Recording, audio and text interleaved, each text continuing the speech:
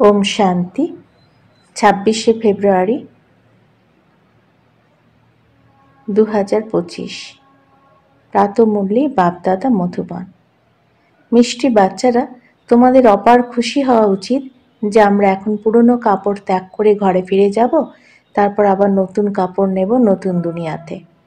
প্রশ্ন: ড্রামার কোন রহস্য অত্যন্ত সূক্ষ্ম বোঝার মতো? উত্তর: এই ড্রামা উকুনের মতো টিকটিক করে চলতে থাকে। যার যে অ্যাক্ট চলছিল সেটাই আবার হুবহু 5000 বছর পরে রিপিট হবে। এই রহস্য অত্যন্ত সূক্ষ্ম, বুঝতে হবে। যে বাচ্চারা এই রহস্যটা যথাযথভাবে বুঝতে পারে না, তখন বলে দেয় ড্রামাতে থাকলে পুরুষার্থ করে নেবে। তারা উচ্চ পদ প্রাপ্ত করতেও পারে না। ওম শান্তি। বাবার পরিচয় প্রাপ্ত হয়েছে, এরপর বাবার থেকে উত্তরাধিকার প্রাপ্ত করতে হবে আর পবিত্র হয়ে উঠতে হবে। বলেও থাকে, হে পতিত পাবন, এসে আমাদের পবিত্র করো, কারণ মনে করে আমরা হলাম পতিত বুদ্ধি সম্পন্ন। বুদ্ধিতেও বলে এটা হলো আয়রনের দুনিয়া। নতুন দুনিয়াকে শতপ্রধান, পুরনো দুনিয়াকে তমপ্রধান বলা হয়ে থাকে। বাচ্চারা, তোমরা এখন বাবাকে পেয়েছ, ভক্তের ভগবান প্রাপ্ত হয়েছে। বলাও হয় ভক্তির পরে ভগবান এসে ভক্তির ফল দেন, কারণ পরিশ্রম করে বলে তার ফল চায়। ভক্ত কত যে পরিশ্রম করে সেটা তো তোমরা জানো। তোমরা অর্ধকল্প ভক্তি মার্গে ধাক্কা খেয়ে ক্লান্ত হয়ে পড়েছ। ভক্তি করতে গিয়ে অনেক পরিশ্রমও করেছ। এটাও ড্রামাতে নির্ধারিত রয়েছে। পরিশ্রম করা হয় লাভবান হওয়ার জন্য। মনে করে ভগবান এসে ভক্তির ফল দেবেন, তো যিনি ফল দেন ভগবানই থাকেন। ভক্ত ভগবানকে স্মরণ করে, কারণ ভক্তিতে আছে দুঃখ, তো বলে এসে আমাদের দুঃখ হরণ করো, পবিত্র করো। কেউ জানে না এখন হলো রাবণ রাজ্য, রাবণই পতিত করেছে। বলেও থাকে রামরাজ্য চাই, কিন্তু সেটা কবে, কিভাবে হবে, কারোরই সেটা জানা নেই। আত্মা ভিতরে ভিতরে বোঝে এখন হলো রাবণ রাজ্য, এটা হলেই ভক্তিমার্গ। ভক্ত অনেক নাচ তামাশা করে, খুশিও হয়, কাঁদতেও থাকে। ভগবানের প্রতি প্রেমে অশ্রু এসে যায়, কিন্তু ভগবানের সাথে পরিচিত নয়। যার প্রতি প্রেমে অশ্রু এসে যায় তাকে জানতে হবে তো। চিত্র থেকে অনেক কিছু পাওয়া যায় না। হ্যাঁ, অনেক ভক্তি করলে সাক্ষাৎকার হয়, ব্যাস সেটাই হলো তাদের কাছে খুশির ব্যাপার। ভগবান নিজে এসে নিজের পরিচয় দেন যে আমি কে, আমি যেমন দুনিয়াতে কেউ জানে না। তোমাদের মধ্যে যারা বাবা বলে তাদের মধ্যে কেউ সুপরিপক্ক, কেউ কাঁচা। দেহাভিমান ভাঙতে পরিশ্রম হয়, দেহি অভিমানী হতে হবে। বাবা বলেন, তোমরা হলে আত্মা, তোমরা 84 জন্ম ভোগ করে তমপ্রধান হয়েছ। এখন আত্মা তৃতীয় নেত্র প্রাপ্ত হয়েছে, আত্মা বুঝতে পারছে। বাচ্চারা, তোমাদের সমগ্র সৃষ্টি চক্রের নলেজ বাবা দেন। বাবা হলেন নলেজফুল, তাই বাচ্চাদেরও নলেজ দেন। কেউ জিজ্ঞাসা করে শুধুমাত্র তোমরাই 84 জন্ম নাও? বলো হ্যাঁ, আমাদের মধ্যে কেউ 84 জন্ম নেয়, কেউ 82 জন্ম নেয়, কেউ সবচেয়ে বেশি 84 জন্ম নেয়। 84 জন্ম তাদের হয় যারা শুরুতে আসে। যারা ভালোভাবে পড়ে, উচ্চপদ প্রাপ্ত করে, তারা আগে আসবে। মালাতে নিকটতমভাবে ঘোরানো হবে। যেমন নতুন বাড়ি তৈরি হতে থাকলে মনে হয় যে তাড়াতাড়ি তৈরি হয়ে গেলে গিয়ে বসি। বাচ্চারা, তোমাদেরও খুশি হওয়া উচিত, এখন আমাদের এই পুরনো কাপড় ছেড়ে নতুন নিতে হবে। নাটকে অ্যাক্টার্স আধা ঘন্টা আগে থেকেই ঘড়ি দেখতে থাকে। টাইম সম্পূর্ণ হলে বাড়ি যাবে সেই টাইম এসে পড়ে। বাচ্চারা, তোমাদের জন্য অসীম জগতের ঘড়ি রয়েছে। তোমরা জানো যখন কর্মাতীত অবস্থা প্রাপ্ত করবে তখন আর এখানে থাকবে না। কর্মাতীত হওয়ার জন্য স্মরণে থাকতে হয়, পরিশ্রম অনেক। নতুন দুনিয়াতে তোমরা যাও, আবার এক এক জন্মে কলা কম হতে থাকে। নতুন বাড়িতে 6 মাস বসবাস করলে কিছু না কিছু দাগ ইত্যাদি তো হয়ে যায়, কিছুটা হলেও তফাৎ এসে যায়। তো সেখানে নতুন দুনিয়াতেও কেউ তো প্রথমে আসবে, কেউ একটু পরে আসবে। যে প্রথমে আসবে তাকে বলা হবে শতপ্রধান, আবার ধীরে ধীরে কলা কম হতে থাকে। এই ড্রামার চক্র উন্নয়ন মতে চলতে থাকে, টিকটিক হতে থাকে। তোমরা জানো যে সমগ্র দুনিয়াতে যার যা কিছুই এক চলে সেটাই চক্রবৎ আবর্তিত হতে থাকে। এটা বুঝতে পারার পক্ষে খুবই সূক্ষ্ম ব্যাপার। বাবা অনুভবের আধারে শোনান।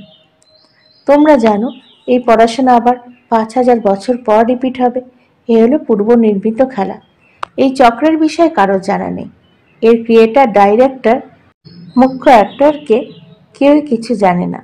এখন বাচ্চারা, তোমাদের জানা আছে আমরা 84 জন্ম ভোগ করে ফিরে যাচ্ছি। আমরা হলাম আত্মা। দেহি অভিমানী হলে তবে খুশির পারদ চড়বে। সেটা হলো পার্থিব জগতের নাটক। এটা হলো অসীম জগতের। বাবা আমাদের অর্থাৎ আত্মাদের পড়াচ্ছেন। এটা বলবেন না যে অমুক সময় এটা হবে। বাবাকে যে কোনো কথা জিজ্ঞাসা করলে বলেন, ড্রামাতে যা কিছু বলার সেটা বলে দেওয়া হয়।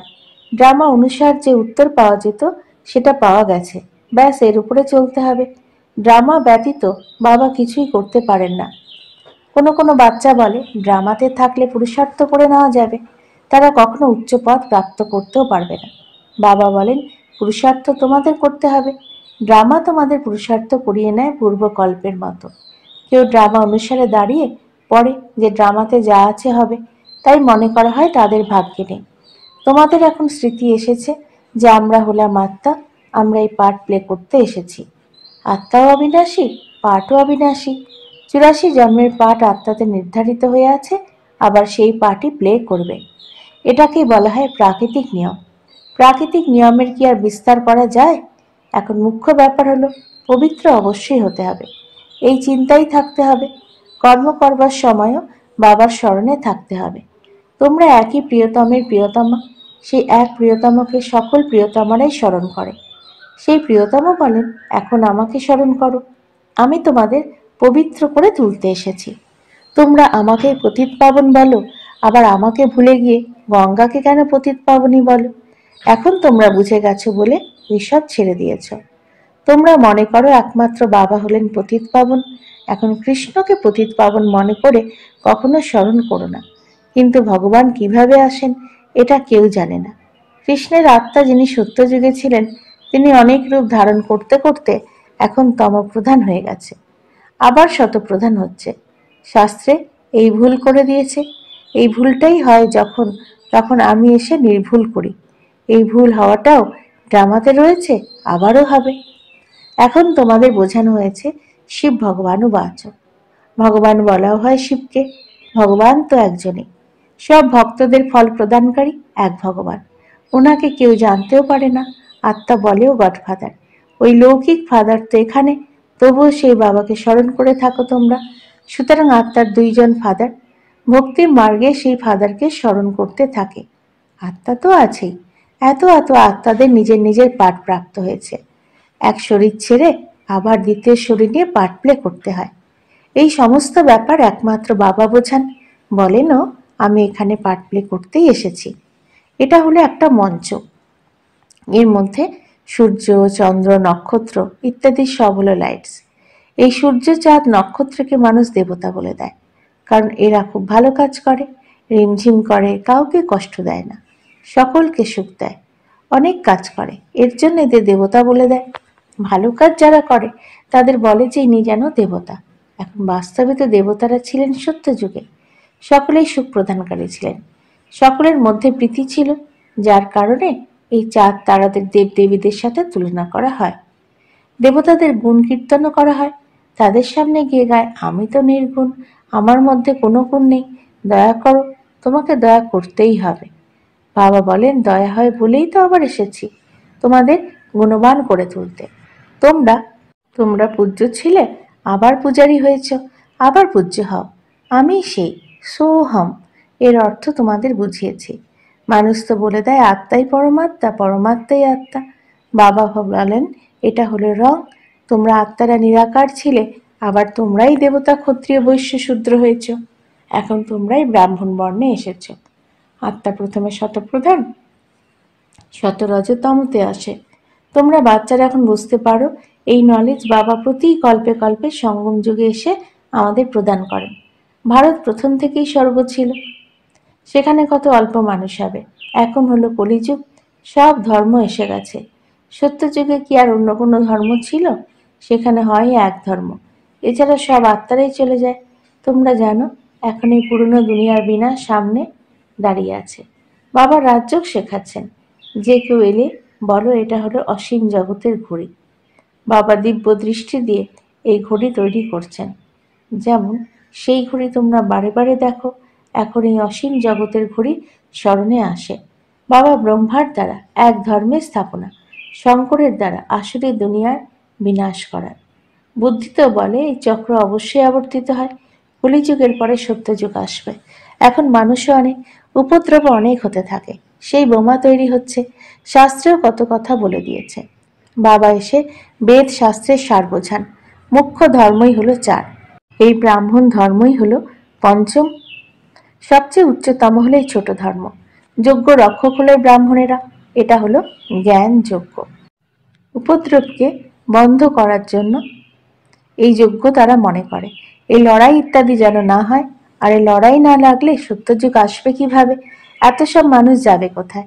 আমাদের সব আত্মাদের নিয়ে যাবেন তো অবশ্যই। শরীর এখানেই ত্যাগ করে যেতে হবে। তোমরা ডেকেও থাকো, হে বাবা, এসে আমাদের পতীত থেকে পবিত্র করো। বাবা বলেন আমাকে অবশ্যই পুরনো দুনিয়ার বিনাশ করতে হবে। পবিত্র দুনিয়া হলো সত্যযুগ, সবাইকে মুক্তিধাম নিয়ে যায়। সবাই তো মৃত্যুকে আবাহন করে, তারা এটা বুঝতে পারে না তারা মহান মৃত্যুকে আহ্বান করছে।